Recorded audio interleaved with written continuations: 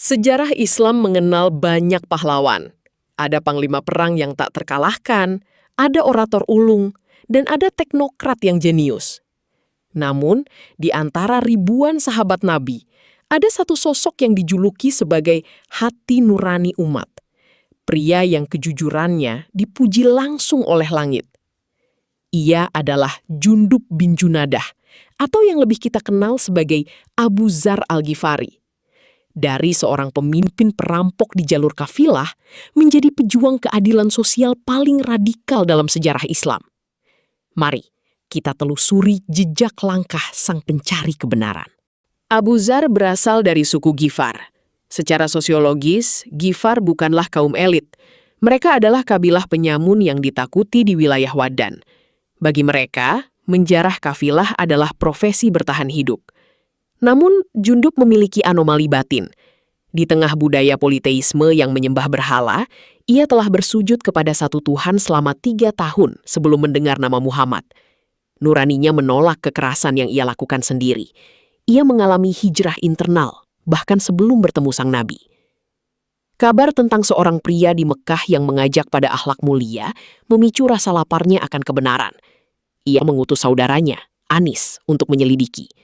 Namun, rasa penasaran yang besar membawanya melakukan perjalanan berbahaya ke kota Mekah seorang diri. Selama 30 hari, Abu Dzar hidup secara anonim di Mekah. Hanya air Zam-Zam yang menjadi makanannya. Hingga akhirnya, ketajaman intuisi Ali bin Abi Thalib mempertemukannya dengan Rasulullah di rumah Al-Arqam. Hanya dengan beberapa ayat Al-Quran, Abu Dzar langsung menyatakan iman. Ia menjadi orang kelima yang masuk Islam. Tapi karakternya yang keras tak mengizinkannya diam. Meski diperingatkan untuk sembunyi, ia pergi ke depan Ka'bah dan berteriak, "Asyhadu alla ilaha illallah." Keberanian itu hampir merenggut nyawanya. Namun sejak hari itu, dunia tahu. Suku Ghifar tidak lagi hanya menjarah harta, tapi telah mulai menjarah hati manusia dengan cahaya iman. Kesetiaan Abu Dzar diuji dalam perang Tabuk.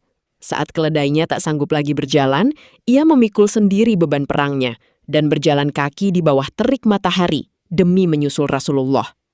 Disinilah nubuat terkenal itu terucap. Ia akan berjalan sendirian. Rasulullah sangat mencintai Abu Dzar. Beliau memberinya 7 wasiat emas yang menjadi pedoman hidupnya. Salah satunya, katakanlah kebenaran, meskipun itu pahit. Wasiat inilah yang kelak akan membuatnya menjadi oposisi yang tak kenal takut. Setelah wafatnya Nabi, Islam meluas. Kekayaan mengalir deras ke kantong-kantong para penguasa. Abu Dzar melihat gaya hidup mewah Gubernur Muawiyah di Syam sebagai pengkhianatan terhadap kesederhanaan Nabi. Ia mengkritik keras akumulasi kapital. Baginya, setiap dirham yang berlebih harus diberikan kepada yang membutuhkan. Ketegangan ini membawanya kembali ke Madinah, hingga akhirnya ia memilih, atau dipaksa, mengasingkan diri ke Al-Rabatsah, sebuah gurun tandus yang sunyi. Di Al-Rabatsah, ia kehilangan anak dan istrinya karena kemiskinan. Namun ia tidak pernah menyesal. Ia tetap teguh memegang prinsip bahwa kebahagiaan sejati bukan pada tumpukan emas, melainkan pada ridho Tuhan. Tahun 32 Hijriah, Abu Dzar wafat. Persis seperti yang dikatakan Nabi. Ia mati sendirian tanpa kain kafan yang layak, namun diurus oleh orang-orang soleh yang kebetulan melintas. Abu Dzar Al-Ghifari bukan sekedar tokoh sejarah. Ia adalah simbol abadi bahwa agama harus berpihak pada yang lemah. Ia adalah pengingat bahwa integritas lebih berharga daripada kekuasaan.